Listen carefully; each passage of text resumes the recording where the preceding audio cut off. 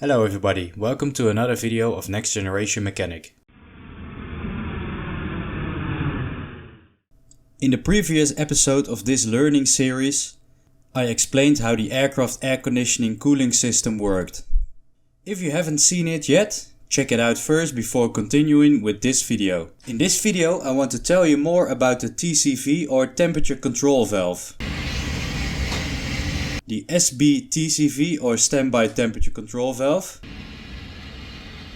the trim air pressure regulating shutoff valve and the zone trim air modulating valve. Let's start with the temperature control valve and standby temperature control valve. The temperature control valve is the primary valve to control the discharge temperature of the air conditioning pack.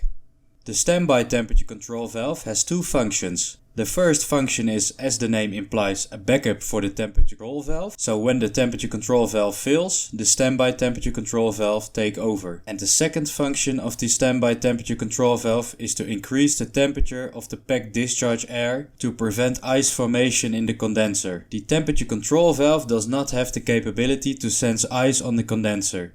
The standby temperature control valve does have that ability. We will now continue with the trim air pressure regulating and shutoff valve and the zone trim air modulating valves. The trim air pressure regulator shutoff valve is responsible for regulating the flow and pressure of the bleed air to the zone trim air modulating valves.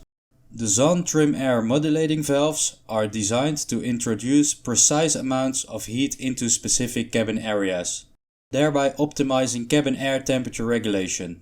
These areas include the flight deck, mid-cabin and aft cabin. As illustrated in the schematic, each zone trim air modulating valve is directly linked to its corresponding cabin zone. Thank you for watching and see you next time.